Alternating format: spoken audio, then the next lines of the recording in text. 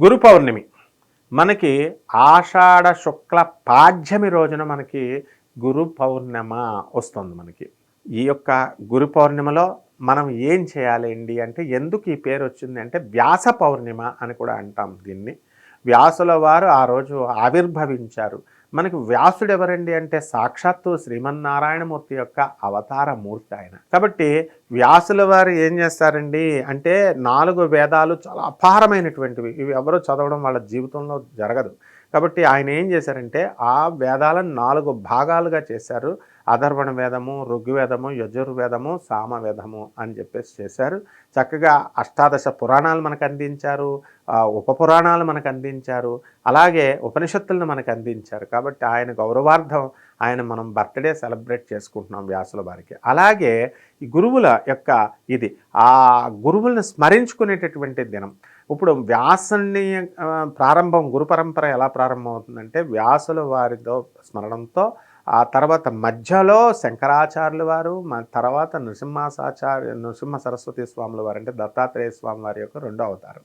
ఆ తర్వాత మన పరంపర గురు పరంపర లాస్ట్లో మన గురువు ఎవరైతే ఉన్నారో అస్మత్ గురు దేవతాభ్యో నమః అని చెప్పేసి గురు పరంపరను మనం స్మరించుకోవాలా.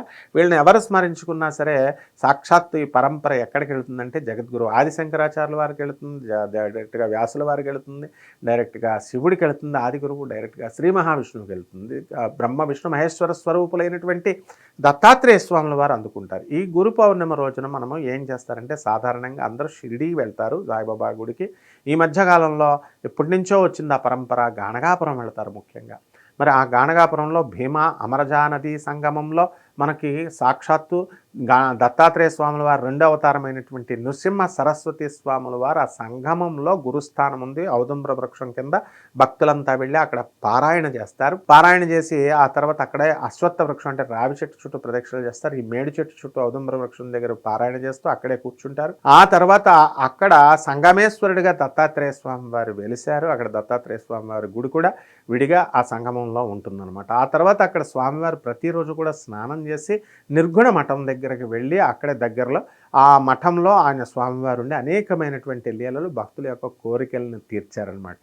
ఇక్కడ ఏమిటి ఆయన అంటే సావిత్రి అనేటటువంటి ఆమె భర్త మరణిస్తే ఆమె భక్తికి మెచ్చి నెక్స్ట్ జన్మలో వచ్చేటటువంటి 30 సంవత్సరాల ఆయుర్దాయాన్ని ఆమె భర్తలో ఈ జన్మలోనే ప్రవేశపెట్టి చనిపోయినటువంటి ఆయన్ని బ్రతికించారు. అది మొదటి లీల.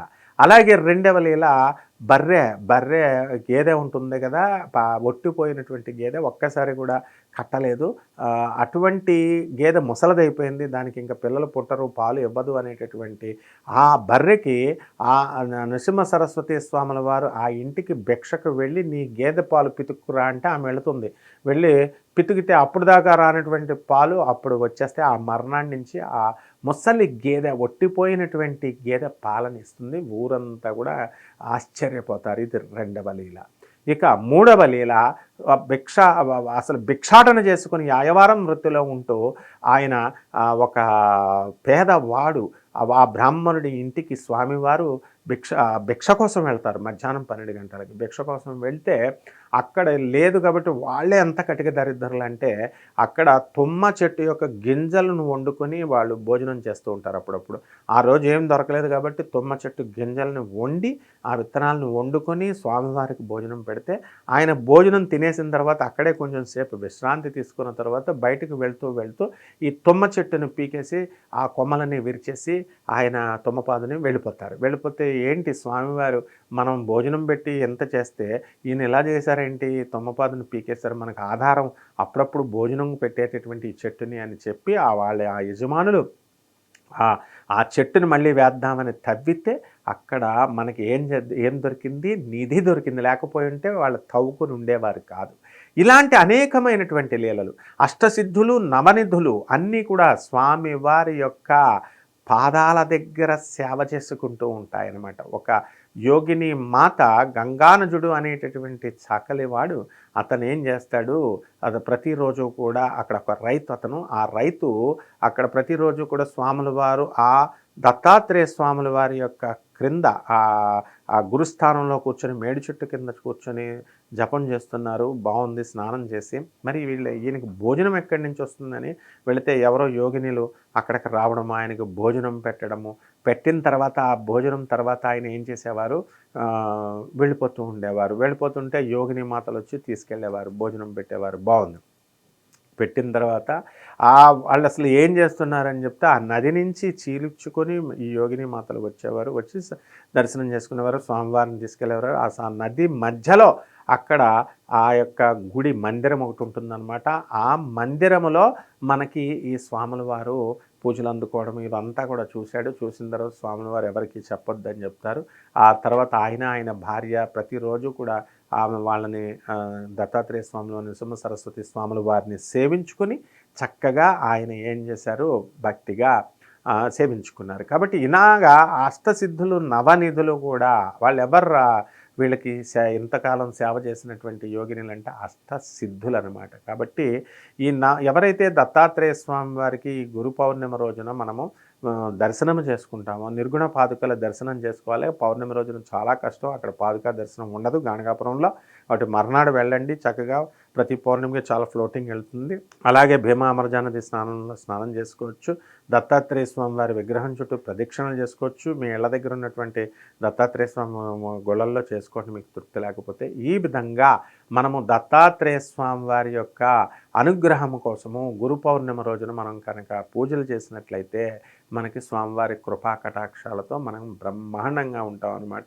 ఆ రోజునే గౌతమ బుద్ధుడు ఏం చేశాడంటే, గౌతమ బుద్ధుడు బుద్ధగయ నుంచి సార్నాథ్కి వస్తాడు. సార్నాథ్కి వచ్చి తన 5 శిష్యుల్లో మొదటి శిష్యుడికి మొదటి ఉపన్యాసము గౌతమ బుద్ధుడు ఇస్తాడు. గౌతమ బుద్ధుడు ఇచ్చి ఆ రోజు తాను 5 కూడా శిష్యుల కింద తీసుకుంటాడు. తీసుకొని అక్కడే ఈ యొక్క ఈ పీఠాన్ని అంటే శిష్యుల కమ్యూనిటీని పెట్టాడు. వాళ్ళే ఎవర్రా అంటే సంఘము అని పేరు పెట్టాడు. బుద్ధం శరణం గచ్ఛామి, ధర్మం శరణం గచ్ఛామి, సంఘం శరణం గచ్ఛామి అంటే స్టూడెంట్ కమ్యూనిటీని ఆ రోజే అక్కడ ఈ యొక్క గురు పౌర్ణమి రోజునే స్వామివారు తయారు చేశారు. అలాగే జైన మతస్థులుకి ఆదిదేవుడైనటువంటి గురువు అయినటువంటి ఆయన ఎవరంటే జైన మహావీరుడు. ఆ జైనుడు ఆయన ఏం చేశాడు, మహావీరుడు ఈ రోజున తన శిష్యుల్లో మొదటి ఇనిషియేషన్ ఈరోజే ఆయనకిచ్చారు.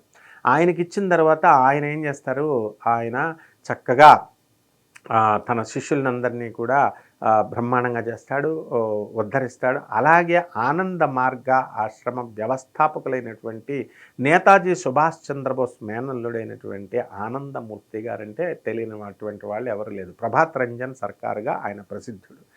ఆయన పుట్టినటువంటిది ఆషాఢ శుద్ధ పౌర్ణమి రోజున జన్మించారు. ఆయన ఫోలందేవి అని మనం పేరు వింటాం కదా, గజదంగల్లో ఒకళ్ళు. ఫోలందేవి గురించి ఎవరు చూసేటటువంటి వాళ్ళు లేరు, చూడనటువంటి వాళ్ళే, పేరు మాత్రం వింటాం.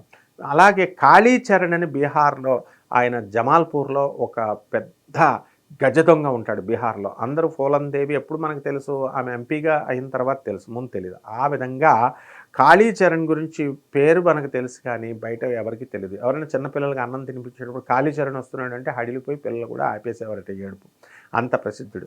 అటువంటి కాళీచరణ్ ఏం చేస్తాడంటే ఆషాఢ శుక్ల పౌర్ణమి రోజున గురువుగారు అయినటువంటి ఆనందమూర్తుల వారు ఒక మర్రి చెట్టు క్రింద కూర్చొని ఆయన ధ్యానం చేస్తుంటే జమాల్పూర్లో అక్కడ ఏం జరుగుద్దంటే ఈ కాళీచరణ్ అనేటటువంటి గజ దొంగ వచ్చి ఆయన చేతుకున్నటువంటి వజ్రపు ఉంగరం ఉంటుందన్నమాట, మరకతం, ఎమరాల్డ్.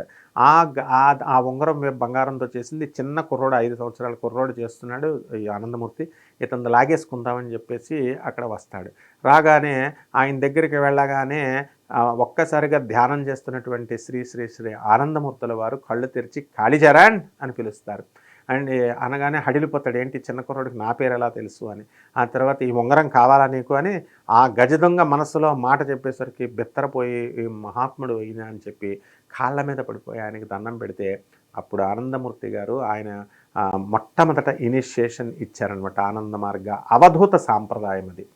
కాబట్టి అప్పుడు కాళీచరణ్ గజ దొంగని సాధకుడిగా మార్చారు. ఇలా అనేకమైనటువంటి గురువులు ఎవరైతే మనకి చిన్నప్పటి నుంచి కూడా విద్యాభ్యాసం చెప్పారో, మాస్టర్లు, టీచర్లు, మన జీవితంలో దొరికినటువంటి ఆధ్యాత్మికంగా మనకు గ్రోత్ చూపించేవాళ్ళు, భౌతికంగా మనకు పాఠాలు చెప్పినటువంటి వాళ్ళు, మన జీవితానికి నిచ్చెన వేసినటువంటి వాళ్ళందరినీ స్మరించుకుంటూ మనం చక్కగా వాళ్ళ గౌరవార్థమై మనం ఏం చేస్తామంటే ఆ రోజు బట్టలు పెట్టడం కానీ, పళ్ళు పెట్టడం కానీ, లేదా పువ్వులు ఇవ్వడం కానీ ఇచ్చి గురు స్మరణ చేసుకోవాలా. ఈ విధంగా చేసుకున్నప్పుడు మనకి గురు పౌర్ణిమ రోజున గురువు గారి యొక్క ఆశీర్వాదం మనకు లభిస్తుంది. శుభమస్తు.